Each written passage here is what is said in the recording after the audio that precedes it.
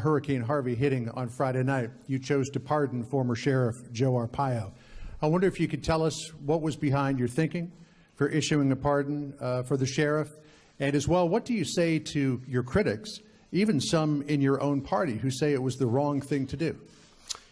Well, a lot of people think it was the right thing to do, John. And actually, in the middle of a hurricane, even though it was a Friday evening, I assumed the ratings would be far higher than they would be normally. You know, the hurricane was just starting. And I put it out that I had pardoned, as we say, Sheriff Joe.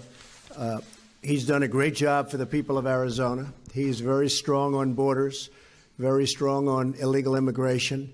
He is loved in Arizona. I thought he was treated unbelievably unfairly when they came down with their big decision to go get him right before the election voting started, as you know, and he lost in a fairly close election. He would have won the election, but they just hammered him just before the election. I thought that was a very, very unfair thing to do.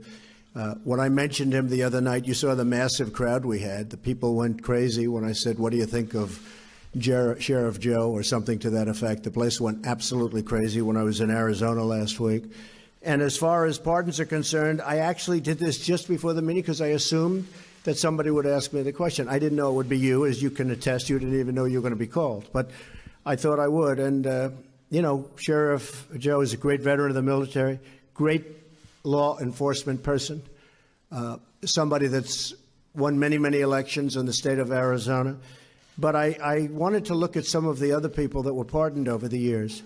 And if you look at, as an example, President Clinton pardoned Mark Rich, who was charged with crimes going back decades, including illegally buying oil from Iran while it held 53 American hostages, wasn't allowed to do that, selling to the enemies of the United States. He was pardoned after his wife donated hundreds of thousands of dollars to the Clintons. Then you have dangerous criminals. President Clinton pardoned Susan Rosenberg, a member of the Weathered Underground, charged as part of a bank robbery that led to a guard and 2 police officers being killed.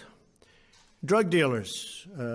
President Clinton commuted the sentence of Carlos Vignali, a central player in a cocaine ring that stretched from California to Minnesota.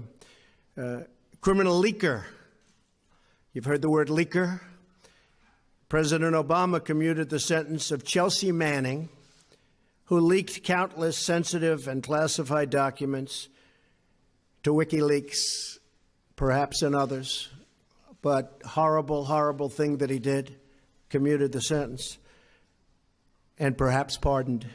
President Obama commuted the sentence of Oscar Lopez Rivera, who was charged as part of a violent independence group from Puerto Rico, responsible for 28 Chicago area bombings and many deaths in the 1970s and 1980s. Sheriff Joe is a patriot. Sheriff Joe loves our country. Sheriff Joe protected our borders. And Sheriff Joe was very unfairly treated by the Obama administration, especially right before an election that he would have won. So, and he was elected many times. So I stand by my pardon of Sheriff Joe, and I think the people of Arizona who really know him best would agree with me. Thank you very much. Mr. President, I'd like to claim prescience that you did all the research, but I'm afraid I have to confess the question was fairly obvious. And President Niinistö,